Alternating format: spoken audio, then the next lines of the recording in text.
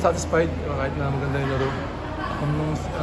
Game 2 kasi sobrang foul trouble, walang momentum, and then kailangan iupo kasi siyempre pag foul trouble ka, yung momentum wala. Every 2 minutes labas ako kasi sa foul trouble, and then iniwasan ko talaga maging foul trouble today para maging aggressive ako sa offensive rebounds. So Coach Nenad, ako yung Coach Luigi, para nasa loob ako. And then yun, I can save my ball in the fourth quarter, and then yun yung magandang kinalabasan. Pero ito sa ano talaga, total team effort, and then with a big shot in the last minute of the game, and yun, panalo kami. Kung sa yung labing? Oo nga, first 4 minutes in the first quarter. So yun, part of the game, and then I don't care about it. So tumigil yung dugo, laro ulit, ganoon talaga finals wala nang sakit-sakit, and then lahat naman kami siguro, kahit sa San Miguel, merong mga nararamdaman yan. So finals, wala naman na yung mga arte-arte, yun. Bakit stopness ka nung last game? Ano to, pumawin? Yan, kasi nga sabi ko, diba, kasi foul trouble ang hirap maging aggressive pag foul trouble ka. So yun talaga yung ginawa ko, na mag-foul trouble para at least nasa loob ako ng court, makatulong ako sa rebounds and offensive rebounds.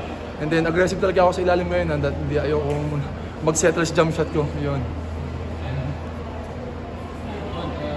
Sa offense ko, yung defense ko kay Junior, parang 5 shots lang ata siya today. Gaano ka lang bagay na gano'n lang kawanti yung tinira ni Junior? Start ng series, sinabi ko sa interview, lahat ng bigs, kailangan mag-ready para di pasahan si Junmar. And then talagang hands-on ako sa mga bigs namin, especially sa room namin. Parang hindi rookie maglaro kasi when you're rookie, then you're guarding 7 times MVP sa finals. And then sobrang experience sa team. Sobrang laking bagay niyan. I mean, after ng finals, yung magigain niyang confidence, coming next conference, napakalaking bagay. Tsaka imagine, rookie pa lang siya. So there's a lot of improvement. Yun.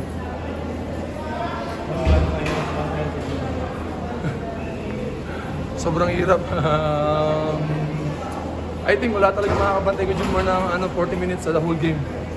So sabi ni coach sa amin, lahat ng bigs talaga sa amin, if you can play 4 minutes hard para pagodin si Junmar, yun yung trabaho namin. So siguro this series talaga yun ang kailangan namin gawin, pagodin siya para magkaroon kami ng better chance to win.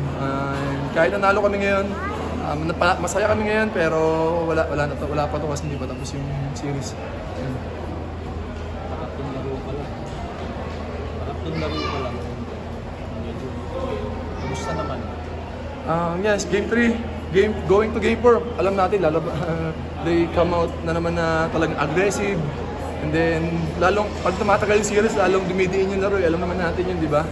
So, basta ready lang kami. And then, gaya nga sabi ko, we're not satisfied and then we're not happy. So, kasi meron kaming goal Tsaka yung goal namin, alam namin di madali. Tapos katapat namin yung SMB. So, laging champion sa All Filipino. And then, alam namin yung kailangan namin pagdaanan. Kaya, kailangan talagang grind out game. Day 1 other than Junior, siyempre, kasama yung sa loob si Mo. How hard is it na may Junior ka naman kailangan content, meron pang mutaw ko. Grabe. Sa totoo lang, parang ang hirap kasi stop mo si Junmar, tapos ang ganda ng laro ni Mo. May Marcio sa labas, may CJ Perez na slasher, may Don pa, may Jericho pa. So talagang we need to pick our poison talaga. Pero siguro talagang yung depensa namin talaga yung papanalo sa amin, I think, this series. Yung depensa namin, yeah. Yes, yeah. Thank you, Idol. Thank you.